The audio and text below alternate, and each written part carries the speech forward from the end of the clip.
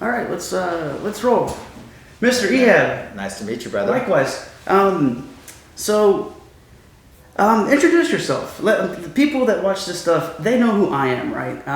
They're tired of listening to me. So I saw an opportunity, and I took it. I messaged you, and I wanted to sit down with you and just get a little bit of backstory of one, what is it that you do, who you are, and kind of how you got started doing this stuff. So if you don't mind, let's just give us a quick little introduction. Yeah, man. Yeah. Well, my name is Ehab.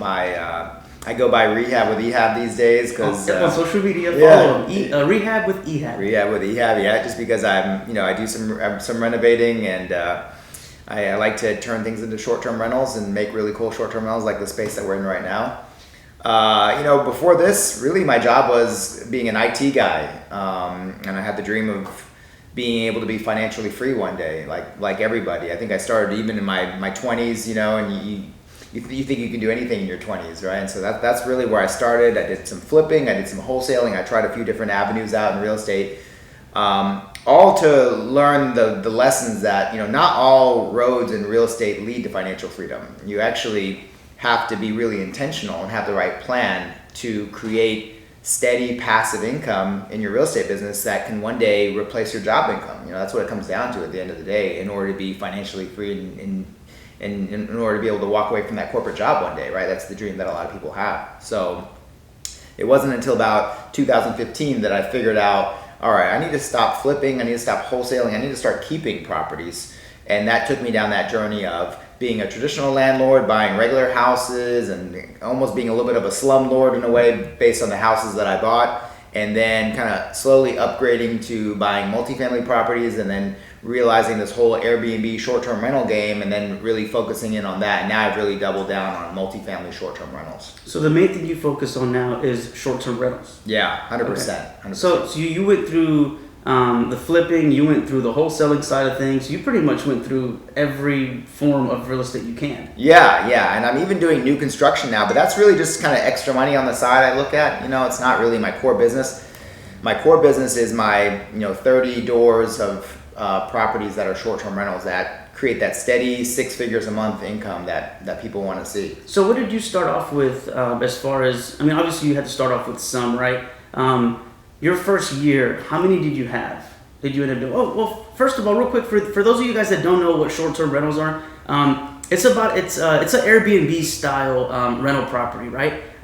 We are here at, what do you call this location? This is called Maltby Motors. Maltby? Yeah. Motors. Yeah. So there's 4, this used to be some kind of mechanic shop, right? Yeah, right. And there's 4 bays, which are now turned into 4 individual units that sleep 6 total, right? Mm-hmm. 6 in each unit, yeah.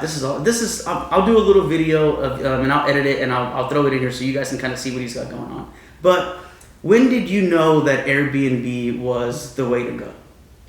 Because you did the flips, you did all that, and was it the passive income thing that you were like, man, I need to find another way to get more consistent income? Yeah, I think, maybe the good quality that I had is that I'm okay being uncomfortable, and a lot of people have trouble with that, so I'm okay trying new things and constantly pushing myself outside of my comfort zone. So when I acquired a 6-unit apartment and I was renovating it, and my buddy came to me and said, hey, don't rent this out traditionally, put it on Airbnb. I was a little hesitant at first, but I have that curiosity and that ambition just to try new things. And I said, you know what, I'm gonna put this on Airbnb and see what happens. And it's not until you actually see the money coming in that you realize, wow, what I'm making as a short-term rental Airbnb versus what I would have been making as a just traditional landlord is completely different and a lot higher as a short-term rental, and that's what convinces you to really keep moving forward. Was there ever a time, because you hear a lot of the good sides, right? Everybody talks about the pluses to everything, right? What are some of the negatives on that? Just because I don't have any, I don't know, right? But some of the things that I hear are, you just one bad guest or one trash party that they do and they tear the place up. Have you had that experience with yours? In the 4 years I've been doing it, I've only had it happen to me one time. And the nice thing about Airbnb is they give you $1 million insurance policy on every booking, right? So I think I ended up getting $4,800 back from Airbnb based on this guest that was just, really kind of trashed my place. But at the end of the day, it's about perspective, right? And what I tell people who are trying to do real estate investing is, you have to have the right perspective on what really are you having to do at the end of the day. Like when that happened, okay, so I had to come up with a list of all the damages, right? I stalked your Instagram yesterday. You made this point, and that was something that really struck me, and I was like, I'm crying over having to do the bare minimum. Yeah, you're crying over having to make a phone call to Airbnb and to report this. And I mean, at the end of it, it's not like I had to go in there and clean the mess that the people made. It's not like I had to go in there and patch the walls and do a little touch-up paint, I just have to make phone calls and call people and say, hey, cleaners, I need you to come in. Hey, handyman, I need you to come in and do touch-up. And that was it at the end of the day. How many do you currently have now? I've lost track a little bit because I keep adding more to my portfolio, but I'm somewhere around like 30 short-term rental units. Okay. Which one's your top producer? Or give me like your location at least, where they're at. Are they all in this area? They're all kind of like real close to downtown Houston. Okay. I like to be central because you're close to downtown, you're close to the stadiums, you're close to the Texas Medical Center, which is a real hot spot. Really like to be in the action, close to the museum district and the zoo and all the things that people come to Houston for, and so that helps to keep me booked pretty consistently year round, because like the medical center, people don't come for healthcare just in certain times of the year. People are getting treated year round, right? So that helps to keep me pretty consistently booked. So I like to be like central. Okay. How do you go about? That was a question somebody had. The muralist that actually did this had that question. How do you go about identifying a Airbnb property? One of the properties that fits your criteria, right? What are some of the things that you do to identify that property? Yeah. Just purely from an Airbnb point of view, I use tools like AirDNA. It's a website that you can use, airdna.co, to kind of go online and pull numbers and analysis. They have access to all the Airbnb data in that city and in that market. So they pull it all in and they tell you, what's the average daily rate? What's the average occupancy? And I use the averages to do my analysis to see if it's a good deal. But I know at the end of the day, my property is going to be above average, like the one we're in right now. So whatever the numbers they come back with, I'll make sure that I can break even or even cash flow just with average numbers. But at the end of the day, I know I'm going to be making a lot more than that because my properties are usually top notch. Yeah, like I said, I'll do a little tour. You guys can check this stuff out. This is a very cool concept that you have with each one. So with that being said, obviously when I pulled in, I noticed some of the personnel in your system, right? Of running this business, what do you do yourself, and then what do you delegate to that system? Yeah. So, I mean, when we talk about achieving financial freedom, a lot of people just work themselves into another job trying to become a real estate investor or an entrepreneur, right? And so it was important to me to figure out how could I get myself out of this role as soon as possible. And so when I acquired one of my bigger properties, which is a 16-unit Airbnb that I have, that was the time that I said, I'm going to hire my first employee who's a property manager, who really runs all my Airbnbs and my other regular rentals. I have a few, traditional rentals that are left. And she's amazing. I mean, that's the first time that I realized that if you hire right, you can hire somebody that can even be better than you, when it comes to certain things. So Megan is she's awesome at customer service. She's the one that was here earlier. Yeah, awesome at customer service, awesome at really being accommodating to guests and going out of her way to really make them feel welcome. And those are things that I don't necessarily do as well, because I'm just, so all over the place trying to grow the business.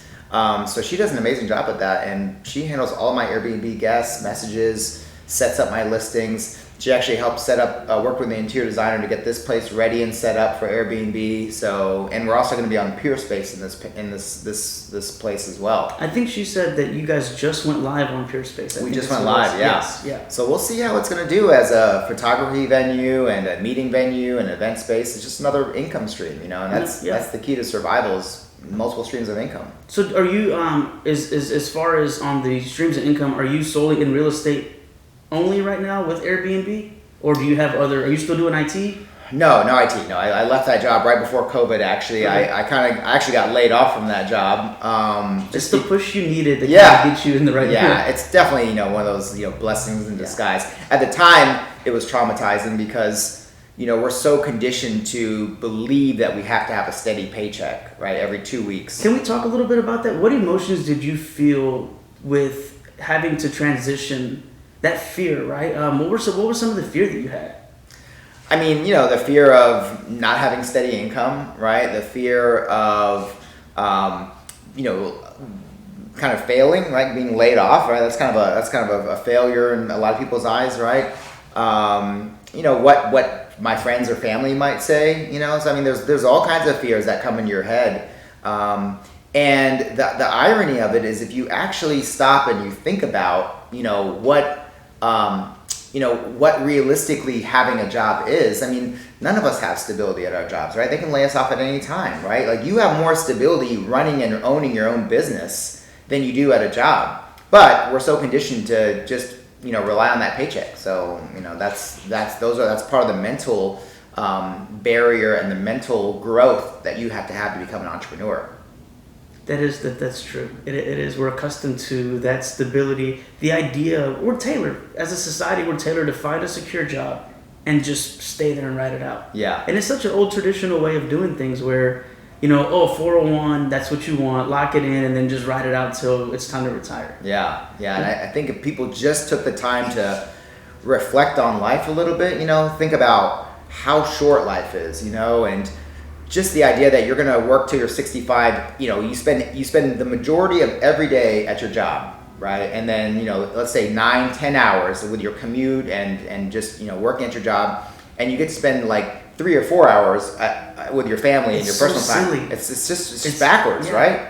So it's just like, if we all just would kind of wake up and really look at our lives, I think it would open up a lot of people's eyes, and we would all feel a sense of urgency, like you're caught on fire, that you got to go figure out something else, and I think people would all be doing a side hustle like this. Where are you as far as your traditional, or at least what are you doing to stay? The question really that I have is, I've heard a lot about Airbnbs in this area, right? I've heard a lot of people that, I know quite a few people that actually have Airbnbs around this area and, within the city, right? Do you at all worry about the oversaturation maybe of Airbnbs? And if so, what are some of the things you're doing to stay ahead of that? Or what's your backup plan? Yeah. So, I mean, it's definitely getting more saturated. I think, the rental arbitrage market, where people can rent an apartment and just furnish it and put it on Airbnb, really made it easy to get into the Airbnb space. And so a lot of people have done that. But what people are also learning is that just renting an apartment and putting furniture and a TV in it is not a sustainable model for Airbnb, right? Like, just giving people a place to sleep is going to be a race to the bottom. You're going to be battling every other person that's doing that on price. And what I decided is I'm not going to be fighting people on price. I'm going to be creating such unique spaces like what we're in right now that there's going to be nothing like it, and there's no competition in the marketplace, and so I can command the price that I want to command. So that's kind of been my perspective on Airbnb, is to really create unique spaces and great customer service, and really go out of my way to make people feel welcome in my spaces, so that it's not just about a place to sleep, but it's more of an experience. And on top of that, it is about, like, how else can you make money on your space besides Airbnb? So I spent $4,000 painting the mural that's in this unit that we're in right now, but I also think people are going to pay to do photography in here, with that mural in the background. And if I can charge $300 for a 4-hour window on Peerspace for people to do that, it's going to make its money back, So I think it's also looking to really capitalize on all the different opportunities you have to make money in your space. Maximize. Yeah, maximize. Same thing, we're also experimenting with creating like an online store. We're working with a vendor that creates online stores for Airbnb, so that you can sell additional services too. Like, let's say you want to sell extra cleanings. If people are staying a month, they want to do mid-stay cleanings, you can charge and make money on that. Early check-ins, late checkouts. Meg, actually, the other day, we had a group coming in for a birthday party, and they said, do you mind getting balloons and flowers and having it in the Airbnb ready when we arrive? And we said, sure. It cost us, I think, $30 to blow up the balloons and have the flowers. Yet we charged them $125 for that setup, you know? So just making money all the different ways we can. And that's what sets you apart from someone that's just, hey, here's a bed, here's this place to stay in, this central location, book with me. Yeah. Yeah, so between that and then I come to you where you do this little customer service stuff extra for me, and it's just something that's convenient to me. Guess where I'm coming back? Yeah. I'm gonna come back. That's smart. It's a no-brainer, yeah. So, with knowing everything that you know now, if there was somebody that was looking to get into the Airbnb market, whether it be somebody that has some equity in their property now, or somebody that doesn't have a property now, and it's kind of like, you know, I want to scratch this real estate itch, right? Airbnb's somewhere I'd like to go. What pieces of advice would you give somebody looking to get into this field? Yeah, I would definitely say, you know, the number one advice is you've got to get educated, right? I mean, that's the start for anything in real estate investing. A lot of people, you know, the one bad thing about real estate investing is it kind of has this persona that people think they can just do this on their own and wing it, you know, and that ends up costing people a lot of money in mistakes. So the very first step is to get educated. Like, learn how to do your analysis on where's the right place to invest. Learn how to do that analysis. Learn how to figure out how much you're going to be paying for the property, what's going to be your out-of-pocket cost on it, how much you're going to make on Airbnb, what's your return on investment. All that makes you a good real estate investor, because at the end of the day, the best real estate investors are the ones that can really make the most with the money that they have, you know? And so, you know, if you have 3 people in a room and you give them each $100,000 and you say, you know, you have a year to go make money with that, if one person comes back and says, well, I made $20,000, and one person comes back and says, well, I made $50,000, and the third person says, well, I was able to double my money and make $100,000, that third person is the one that really was the best investor, you know? And so that's really what it's about, is learning how to do that analysis and find your market and, you know, make the most out of that property. So, okay, that's good. I'm thinking the things that I'm trying to replay back and things that I've been. So that was another reason why I wanted to sit with you, is because you know, obviously I got into real estate at the beginning of the year, but I don't know anybody that's really doing what you're doing, right? And I know there's a lot of people that have a lot of questions as to how to get into this industry, but a lot of it is for my own selfish, you know, reasonings, like, how do I, you know, meet somebody that's doing this, right? How can I sit with somebody and just have this conversation and get these questions answered? You also run a coaching program, right? Can you tell me a little bit more about that? Yeah, I mean, you know, I know a lot of people get involved in real estate because they want financial freedom. You know, me as well. And there really wasn't a program out there that I felt accomplished that I've encountered. You know, I already feel like wholesaling and flipping are not the right paths, and there's a lot of people out there selling wholesaling and flipping courses. But I wanted to be able to create a program that actually achieves financial freedom. And so that's why I created the Rehab with Ehab mentoring program, because it goes through step by step, through instruction, what it takes to be able to find a property, renovate it, and really turn it into a great short-term rental. And that's the key with the strategy, is finding fixer-up properties and renovating them, because that causes you to be a value-add investor. And if you do it right, then by the time you're done with the renovation, when you refinance, you can get your cash back and go do it all over again, right? It's the whole BRRRR strategy, the buy, rehab, rent, refinance, repeat strategy. So it's not only what you do with the property that's important, like Airbnb, it's how you acquire that property as well. So those two parts are really important, the acquisition and what you do with it. Because let's just say if somebody comes to me and says, hey, I've got this Airbnb that's making $5,000 a month profit, that might sound good, right? But my next question would be, how much did it cost you to acquire that property? And if somebody says, well, it took all my savings, I had to put $150,000 down to buy that property, I would say then, is that now you can't invest anymore because you've used up all your money, you know? So is that $5,000 getting you financial freedom? And if it's not, you know, how are you going to get the money to be able to get another property, right? And so it's about acquiring it, how you acquire it, not just how much money it makes. Makes sense. Yeah. Are you, as far as your properties that you acquire, are you doing, you know, just standard MLS stuff that you're kind of just seeing what's kind of sitting on the market there a little longer?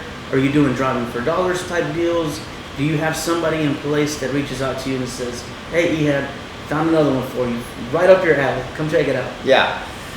Well, I mostly use MLS, Okay. right? Because my strategy is real practical. Like, I teach my students to find one good deal a year, right? Buy it, renovate it, get it on Airbnb, get your refinance done. Make it a goal to get that all done in 1 year, right? And you just added one property to your portfolio, but that one property can make $2,000, $3,000, $4,000, $5,000 a month in profit on Airbnb. I have one student, Sarah, who did that with a beach house in Surfside. In the summertime, that beach house hits $25,000 a month.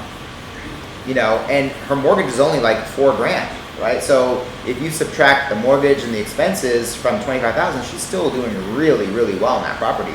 So if you can just acquire one property a year and add an extra $3,000, let's just say a month in income, then if you stay on that path and you do one property a year for 5 years, that's 5 times 3,000, that's $15,000 a month in consistent income, cash in the bank that you have coming in. And that's a real doable strategy. If you're not willing to do one property a year, then you're really not willing to be an entrepreneur and a real estate investor. How do you get somebody to kind of, I guess you were kind of forced into it, right? With you were kind of already in it whenever you lost your or you got laid off, right? Mm-hmm. So what if someone like myself is kind of just, man, I don't know, like scared, right? Just the fear of what we just talked about, that consistency, right? That security. What would you tell somebody, that's kind of on the edge? I want to jump into this. I've done a little bit of research because I haven't done every amount of research across every platform there is, but I've got a little thorough understanding of how it kind of works. I've just never done it, right? Yeah.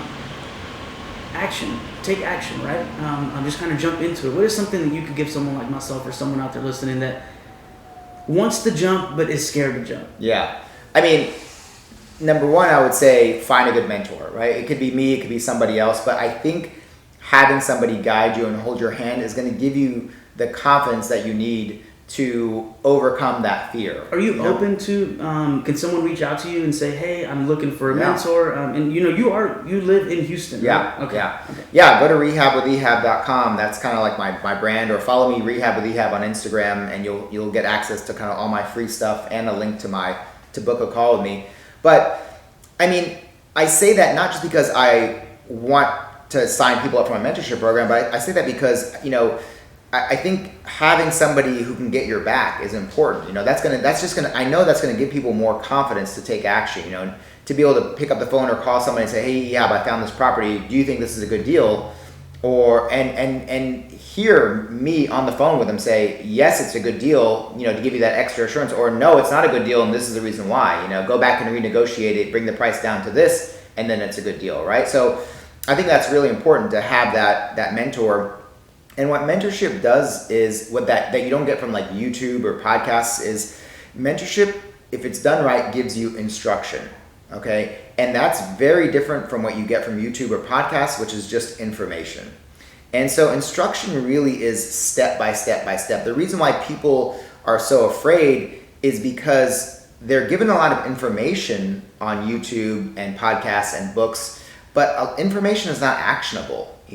Instruction, somebody saying step 1, go do this, step 2, go do that, that's actionable, and that's what people need, and so many people are lacking, why they just have that analysis paralysis and can't take that first step. How many people do you have in your program now? Because I went back and I looked through your social media, and you guys did a field trip to one of the properties. I want to say it was in 3rd Ward, on the other side.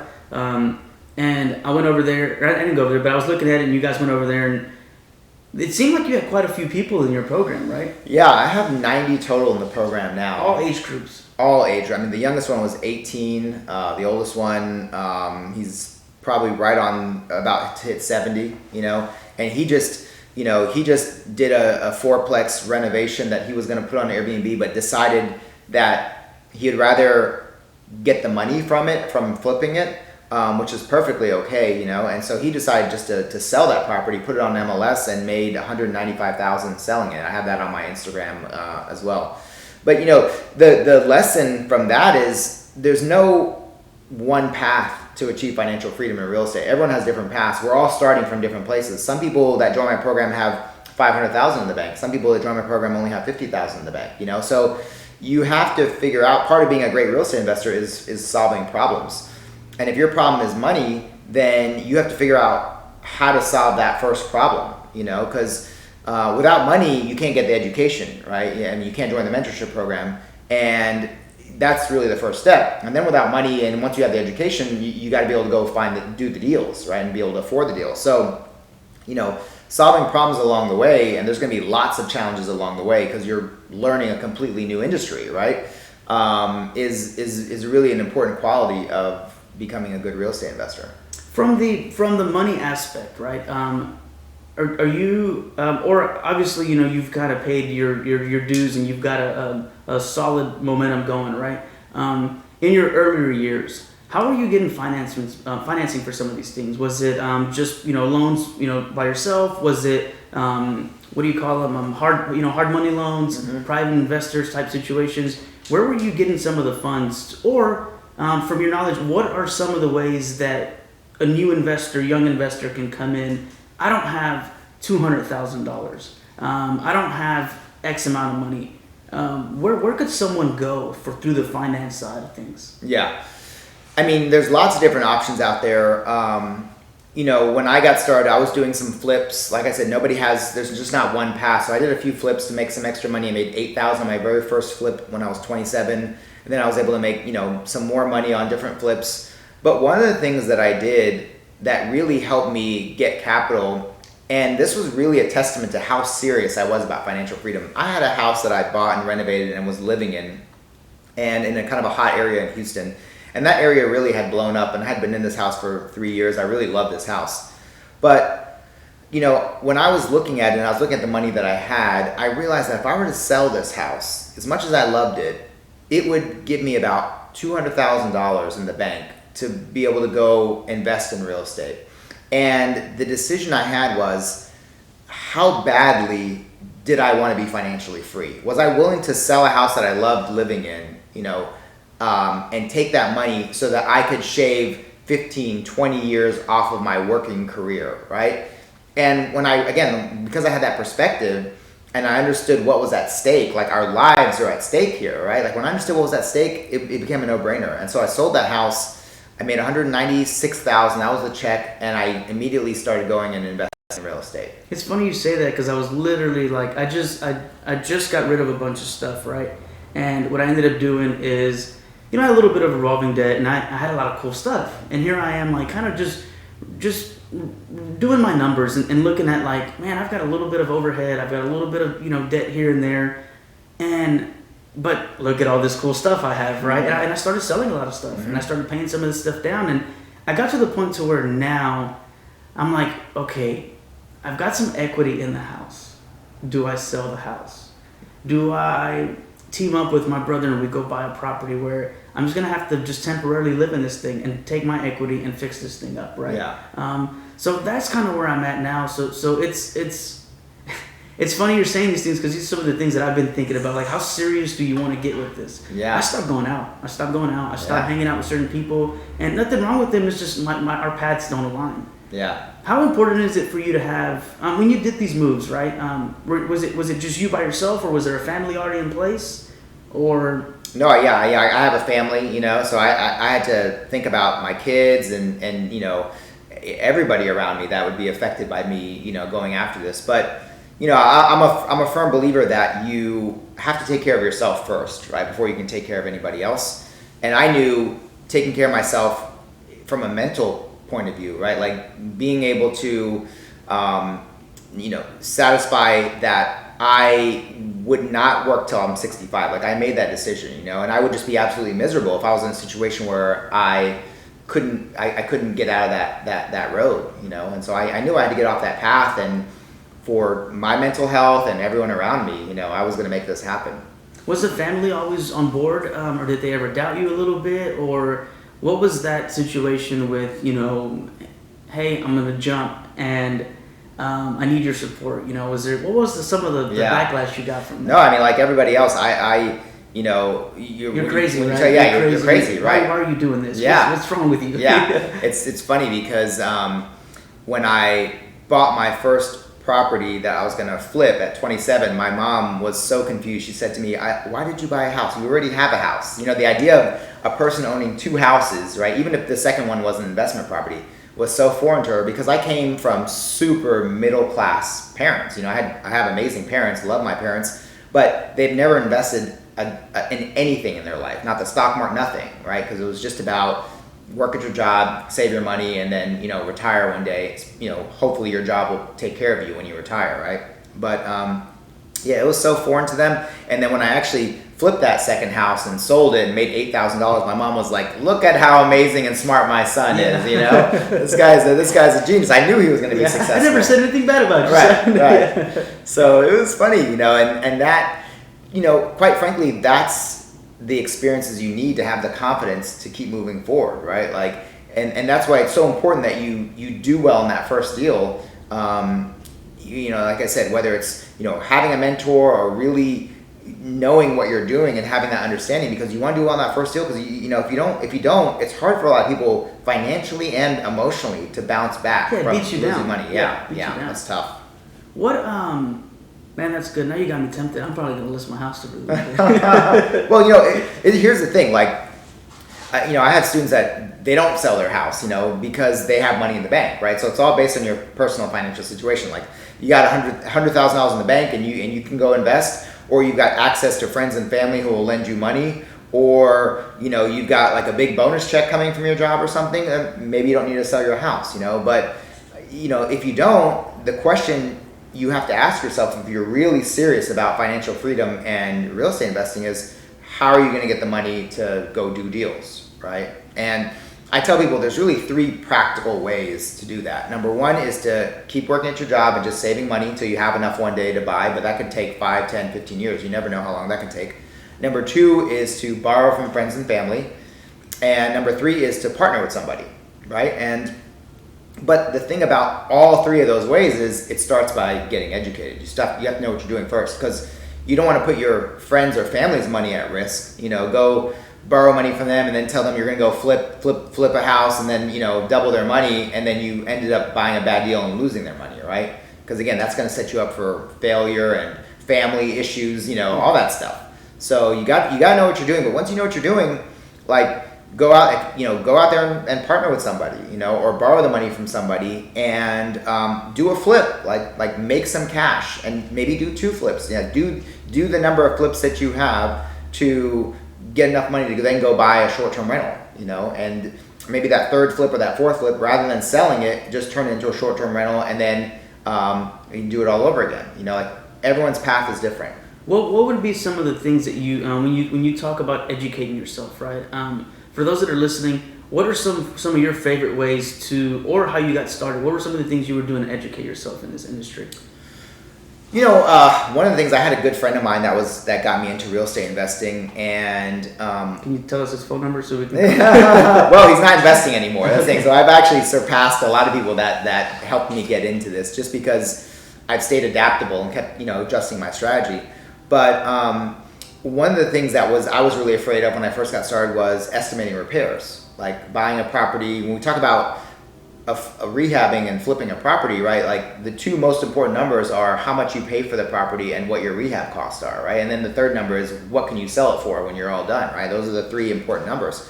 So I knew, you know, the purchase price was whatever you offer and you try to get the property for. The after repaired value, I knew I could get like a realtor to give me comps, but the repairs, I just didn't have that number down. So a friend of mine let me come to his property that he was about to start renovating, and I said, will you let me walk it and try to guess like what needs to be repaired and what the cost would be? And he said, sure. And so I did that, and found that I wasn't that far off from his rehab estimate, and that was one of the ways I helped kind of learn how to estimate repairs early on. So having that, I think it's very important and so underrated. You have to have, and something that I'm learning is, be around the people. I mean, and they talk about this, and it's so cliche, right? You know, show me who your friends are, and I'll show you who you are, type deal. Yeah. But that is real. It's absolutely true. If you surround yourself with, you know, again, I started doing real estate at the beginning of the year. Most of the people that I talk to on a daily basis now are real estate agents. Yeah. And guess what? We've built a good relationship, and they can call me for anything, and I can call them for something. And because I'm new, there's only certain particular value that I can bring to them, right? So some of the things that I have to do is like sweat equity, where I go show homes for them. I go do physical things for them because I just lack the experience and the knowledge in the industry. But how important is it for you to surround yourself with those? I mean, are you still constantly adding people to your team? Do you have a tight-knit team already that's kind of working for you? Or tell me a little bit about the team and the people you surround yourself with. Yeah. You know, a lot of my friends have kind of changed over the years, and I surround myself with a lot of people who have similar values and goals as me, you know, real estate investors or entrepreneurs. And they're, you know, fairly in a similar situation than me. Maybe I'm a little bit ahead of them, but, you know, one of the challenges I have for my personal growth next is to start figuring out how do I surround myself with more people that have 100 million or 200 million in the bank, you know? Maybe level up. Yeah, level up. So I can, and I like to play tennis, and I play kind of at an exclusive club here in Houston, and a lot of the guys I play tennis with are in that range. You know, they're older guys, and they're really successful, either real estate investors or business owners or CEOs. You know, so I'm working on leveling up too. I'm constantly growing. How do you approach someone like that, right? What do? Do you just kind of do what I did and DM them and say, "Hey, what's up, man? You want to sit with me?" Yeah. No, I mean, you know, so fortunately, I'm meeting a lot of these people just because through my hobby, playing tennis. But approaching them, you know, you kind of always are going back to the place where you start, where, like what you said, is like, hey, how can I add value for you? You know, because while I think I've been pretty successful in life compared to somebody that has $100 or $200 million, I'm just, you know, a drop in the bucket, right? And so I kind of have to start over with them and say, you know, what can I do to help you with your, you know, your high-rise development business? Because some of these guys, that, you know, one of them, that's what he does. He builds multi-$100-million high-rises, right? Like, so you got to figure out how to add value and work your way into that circle. So with that being said, there's a lot of people that want to get into this, right? And me personally, and I don't mean to be ugly, I feel a lot of people just want answers. Hey, how do I do this? Hey, how do I do that? So do you get a lot of that as far as, you know, hey, I want to get into real estate. You know, I want those checks. I'm finding out right now that it is a lot of work. It is a lot of work, and I'm bad about the reality of it, guys, is you got to do, there's so much free information out there. I mean, you can get on your page and just go through your page and watch, you know, sometimes you've got, you know, 8 or 10 minute long videos where you're explaining certain things and you're getting feedback from people, and you're kind of just going through a walkthrough of some of these properties. And do you still get a lot of that, like, entry level type, how do I get started, with no, I guess, what do you call it? They're not doing their own, you know, digging and their own research, right? Yeah. Yeah, I mean, I do. I mean, people want to know how to achieve financial freedom. I get that question a lot. And I think a lot of the people that I run into, I'm doing a pretty good job of explaining it on my social media. So by the time they talk to me, they already know, like, I'm going to be talking about the BRRRR strategy and short-term rentals, you know? They know what this stuff is. Yeah. And I have a free masterclass on there, too, in my bio on Instagram, too. So there's a 45-minute video there that will really lay out what it takes to be able to achieve financial freedom. And again, it's all information, because you can't give the instruction that you need in a 45-minute video, but it will at least lay out the plan for you. And then the next question is for you is going to be, or for the person is going to be, like, how do I make it happen, right? That's always going to be the next question. I will say, though, that, you know, just like what you just mentioned, it's a lot of work, right? It's a lot of mental work too. And I think the reason why most people don't succeed in real estate is because they underestimate how much work it is, and they don't work on developing their mindset. Because at the end of the day, the most important lesson out of all this is that, and to be, when we're being, like, 100% real with ourselves, then we know that what we're making today is a reflection of who we are, right? Like to be perfectly real, like if somebody's only making $30,000 a year, I mean, that's a reflection of who you are. If somebody's making $500,000 a year, that's a reflection of who you are, because we all have the same 24 hours in the day. So if you want to be in a place where your income is growing to 100, 200, $1 million a year, $2 million a year, then you're going to have to change who you are and grow your mindset. So it starts with that, and becoming that person that you need to be to make that kind of money. And then from there is executing the right strategy and plan. So That's good. yeah, it's not just about tactics; it's about mindset too. What do you do as far as to balance? I mean, the work-life deal, right? I mean, do you turn off business after a certain time in the evening? Is it straight family time, or I hear two different stories. We are real estate, and that is all day, all night, every day, every weekend, on vacation, all that. Or do you actually turn it off and say, hey, team, after this time, don't call me, it's family time? Yeah. Well, I mean, to be you got to be realistic. Like when you're a solopreneur just getting started and you have short-term rentals, you have people checking in on the weekends. I like that. Yeah, you got people checking on the weekends. You got weekdays, so you're going to be hustling 7 days a week. I mean, I don't want to make up that it's a perfect utopia, right? So yeah, I mean, when you're in hustle mode and you're growing your business, you are working a lot, and you sometimes you can't just say, no, I'm not working, because you got guests checking in and they're having a problem and they need your help or something. So I mean, that's the reality of building a business and really being a one man or one woman show. But once you can hire that first employee, like I've done with Megan, she handles that for me now. So my day, I spend a lot of time. I hit the gym in the morning. I like to have coffee, go check on my projects, check in with Meg, see how things are going, play tennis in the afternoon. So I've got a pretty nice schedule now. But when I was in hustle mode and grind mode, I was working as much as I needed to work. What was and real quick before we end this, because I know you got something to do.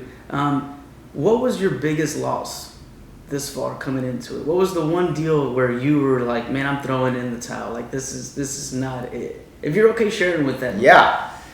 No, 100%. And the thing about, my friends tell me I'm so lucky. They think I'm the luckiest guy in the world. And excuse me.